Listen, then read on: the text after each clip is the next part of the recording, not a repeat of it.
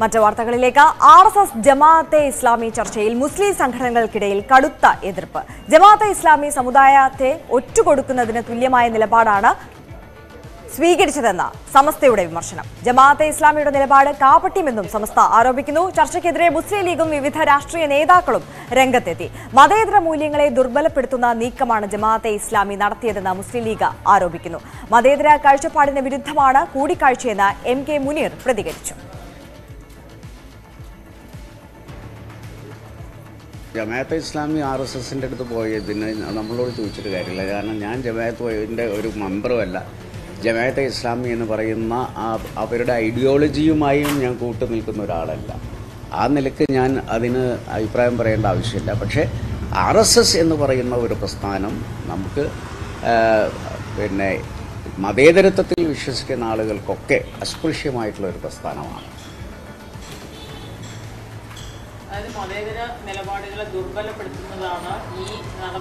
അല്ല, ഞാൻ എൻ്റെതിന് നിങ്ങൾ വ്യാഖ്യാനിക്കരുത്. ഞാൻ എൻ്റെ കാര്യം പറയുന്നത്. ഏത് മുരളീധരൻ? അല്ല, മുരളീധരൻ പറഞ്ഞതും മുരളീധരൻ്റെ അഭിപ്രായം. ഞാൻ പറയുന്നത് ഇത് തന്നെയാണ്. മതേതര വിശ്വാസ പ്രമാണങ്ങളെ മുറുകെ പിടിക്കുന്നവർക്ക് RSSുമായി ഒരു സന്ധി സംഭാഷണമോ അല്ലെങ്കിൽ ഒരു മീഡിയേഷൻ ചർച്ചയോ ചെയ്യുന്നത് അങ്ങേയറ്റം അപകടകരമാണ്.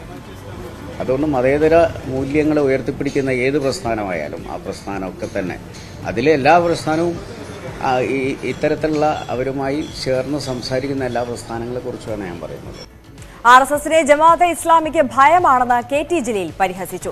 ചർച്ചയുടെ വിശദാംശങ്ങൾ ജമാഅത്തെ ഇസ്ലാമിയും RSSും വെളിപ്പെടുത്തണമെന്നും KT ജലീൽ ആവശ്യപ്പെട്ടു. ഒന്നാമതായി നമ്മൾ മനസ്സിലാക്കേണ്ടത് RSS ഇന്ത്യയിൽ ഭരിക്കുന്ന പാർട്ടിയല്ല. ഭരിക്കുന്ന പാർട്ടി BJP-യാണ്. ഇന്ത്യയുടെ പ്രധാനമന്ത്രിയുമായിട്ടോ ആഭ്യന്തരമന്ത്രിയുമായിട്ടോ ആയിരുന്നു ജമാഅത്തെ ഇസ്ലാമിയുടെ നേതാക്കന്മാർ സംസാരിച്ചിരുന്നത് എങ്കിൽ അതിലൊരു ന്യായമുണ്ടായിരുന്നു. ഇന്ത്യയിലെ മതന്യൂനപക്ഷങ്ങളുമായി ബന്ധപ്പെട്ട ഭരണപരമായിട്ടുള്ള പ്രശ്നങ്ങൾക്ക് പരിഹാരം കാണാൻ. RSSുമായി ഇവർ എന്തർത്ഥത്തിലാണ് ചർച്ച നടത്തുന്നത്?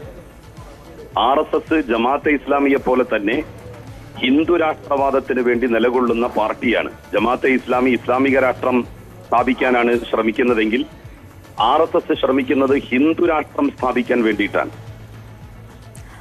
RSS ആണ് ചർച്ചയ്ക്ക് മുൻകൈ എടുത്തതെന്നാണ് അതേസമയം O അബ്ദുള്ളയുടെ പ്രതികരണം. നയം തീരെയില്ല എന്നൊന്ന് പറഞ്ഞുകൂടാ. ഭയപ്പെടാനുള്ള ധാരാളം സാധ്യതകളുണ്ട്. KT ജലീൽ ചൂണ്ടിക്കാണിച്ചതുപോലെ അവരുടെ ചാനലിനെതിരെ വിചാരിക്കാത്ത രീതിയിൽ നടപടി വന്നു. തൽക്കാലം അത് ഒരു സ്റ്റേയിൽ നിൽക്കാം. എന്തായിരിക്കും വിധി എന്ന് പറയാൻ കഴിയില്ല. പക്ഷെ ഈ വിഷയത്തില് RSS ആണ് മുൻകൈ എടുത്തത്. RSS മുൻകൈ എടുത്ത് ഒരു 10-14 മുസ്ലിം സംഘടനകളെ ഒന്നിച്ചിരിക്കുക സംസാരിച്ചത്. അപ്പൊ അത് ജമാഅത്തെ ഇസ്ലാമിനെ മാത്രം സിംഗിൾ ഔട്ട് ചെയ്ത് അവർ ചെയ്ത് തെറ്റ് എന്ന് പറയുമ്പോൾ കുറച്ച് സൂക്ഷ്മതക്കുറവ് വരും. എന്നാൽ RSSുമായുള്ള ഭിന്നത കുറയ്ക്കുകയാണ് കൂടിക്കാഴ്ചയുടെ ലക്ഷ്യമെന്നാണ് ജമാഅത്തെ ഇസ്ലാമിയുടെ വിശദീകരണം.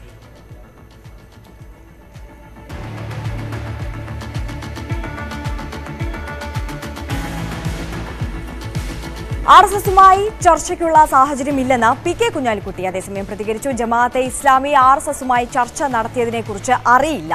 RSSന്റെ വർഗീയതയ്ക്കെതിരെ ഒരുമിച്ച് നിൽക്കേണ്ട സമയമാണിതെന്നും കുഞ്ഞാലിക്കുട്ടി പറഞ്ഞു.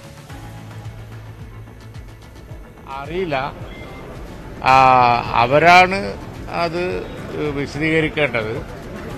അവരുടെ ഇത് സംബന്ധിച്ചുള്ള ഒരു വിശദീകരണം കാര്യമായി വന്നിട്ടില്ല. അങ്ങനെ ഒരു ഇൻസിഡന്റ്, അതായത് ഒരു വലിയ സംഭവം, ഒരു കൂടിയാലോചന, അങ്ങനെ ഒരു വാർത്ത വന്നു എന്നല്ലാതെ അതിനെ സംബന്ധിച്ച് കൂടുതൽ വിവരങ്ങളൊന്നും അറിയില്ല. എന്താണ് അതിന്റെ കൂടുതൽ വിവരം? നിങ്ങൾക്ക് അറിയെങ്കിൽ പറഞ്ഞു തന്നാൽ നമ്മൾ പഠിച്ചിട്ട് പറയാം. അല്ല, അത് ഇന്നലെ വന്ന ഒരു വാർത്ത കണ്ടു.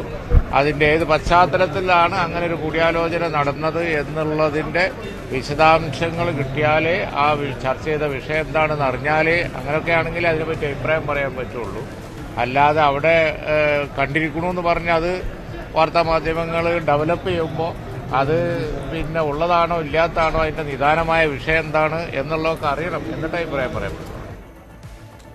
വാർത്തയുടെ വിശദാംശങ്ങളുമായി ഇപ്പോൾ അശ്വിൻ വല്ലത്ത് ചേരുകയാണ്. അശ്വിൻ, എന്തായാലും RSS ജമാഅത്തെ കൂടിക്കാഴ്ച അത് വലിയ വിവാദങ്ങൾക്കാണ് വഴിവെച്ചിട്ടുള്ളത്. ഈ RSSുമായിട്ടുള്ള അകലം കുറയ്ക്കുകയാണ് ലക്ഷ്യം എന്നുള്ള ഒരു വിശദീകരണം ജമാഅത്തെ നൽകുന്നുണ്ടെങ്കിൽ പോലും അത്തരത്തിലുള്ള ഒരു ചർച്ചയ്ക്കുള്ള ഒരു സാഹചര്യമേ ഇവിടെ ആവശ്യമുണ്ടായിരുന്നില്ല. ഇത് സമുദായത്തെ തന്നെ ഒറ്റുകൊടുക്കുന്ന തരത്തിലുള്ള ഒരു നിലപാടായി പോയി എന്ന് സമസ്ത പ്രതികരിക്കുന്നു. അതോടൊപ്പം തന്നെ മുസ്ലിം ലീഗിന്റെ ഭാഗത്തു നിന്ന് പ്രതിഷേധമുയരുന്നു. അത്തരത്തിൽ വിവിധ ഇടങ്ങളിൽ നിന്ന് പ്രതിഷേധം ഉയർന്നുകൊണ്ടേയിരിക്കുകയാണ് ഈ വിഷയത്തിൽ. എന്തൊക്കെയാണ് മറ്റ് വിശദാംശങ്ങൾ?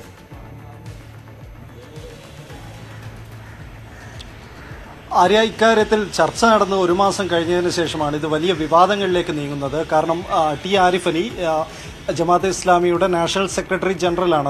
അദ്ദേഹം ഇത് സ്ഥിരീകരിക്കുന്നതോടെയാണ്, ഇങ്ങനെ ഒരു ചർച്ച നടന്നു എന്നുള്ള കാര്യം സ്ഥിരീകരിച്ചതോടുകൂടിയാണ് ഇത് വിവാദത്തിലേക്ക് നീങ്ങുന്നത്.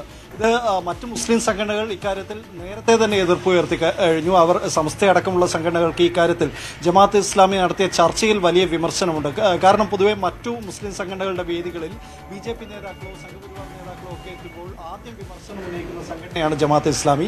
ആ ജമാഅത്തെ ഇസ്ലാമി RSSുമായി നേരിട്ട് ചർച്ച നടത്തുകയും അതിന് ഇന്ത്യൻ ഭരണകൂടത്തെ നിയന്ത്രിക്കുന്നത് RSS ആയതുകൊണ്ടാണ് ഇങ്ങനെ ചർച്ച നടത്തിയത് എന്നുള്ള ന്യായീകരണം പറയുകയും ഒക്കെ ചെയ്യുമ്പോൾ അത് മറ്റു മുസ്ലിം സംഘടനകളൊക്കെ അതിനെ ഇരട്ടത്താപ്പായി കാണുന്നു. അത് ശരിയല്ല, അത് ഇരട്ടത്താപ്പാണ്, സമുദായത്തെ ഒറ്റുകൊടുക്കുന്ന നടപടിയാണ് എന്നൊക്കെ സംസ്ഥയുടെ യുവ നേതാക്കളൊക്കെ പ്രതികരിക്കുന്നു. സംസ്ഥ മാത്രമല്ല, മറ്റു സംഘടനകളെല്ലാം തന്നെ ഇതിൽ പ്രതിഷേധവും പ്രതികരണങ്ങളും ഒക്കെ തന്നെ രേഖപ്പെടുത്തുന്നുണ്ട്. അതിൽ KT ജലീൽ പറയുന്നത് കാര്യം ഏറ്റവും പ്രസക്തമാണ്. എന്താണ് ഇങ്ങനെ ഒരു ചർച്ച? ഈ അടച്ചിട്ട മുറിയിൽ നടന്ന ചർച്ചയുടെ വിശദാംശങ്ങൾ എന്താണ്, എന്തൊക്കെ കാര്യങ്ങളിലാണ് ചർച്ച നടത്തിയത് തുടങ്ങിയ കാര്യങ്ങൾ ജമാഅത്തെ ഇസ്ലാമി അത് പൊതുസമൂഹത്തോട് പറയണം എന്നുള്ളൊരു ആവശ്യം വെക്കുന്നുണ്ട്. ഇത് ഇക്കാര്യത്തിൽ ടി ആരിഫ് അലിയുടെ ഒരു ഫേസ്ബുക്ക് പോസ്റ്റ് വന്നതൊഴിച്ചാൽ ഇക്കാര്യത്തിൽ ജമാഅത്തെ ഇസ്ലാമിയുടെ നേതാക്കളൊന്നും തന്നെ ഒരു പൊതു പ്രതികരണം നടത്താൻ തയ്യാറാവുന്നില്ല എന്നുള്ളതാണ് ഏറ്റവും പ്രധാനപ്പെട്ട കാര്യം. ഇതിൽ അവരാരും തന്നെ ഇക്കാര്യത്തിൽ പൊതുവായിട്ടുള്ള പ്രതികരണങ്ങൾക്കോ അല്ലെങ്കിൽ ചർച്ചകൾക്കോ തയ്യാറാവുന്നില്ല.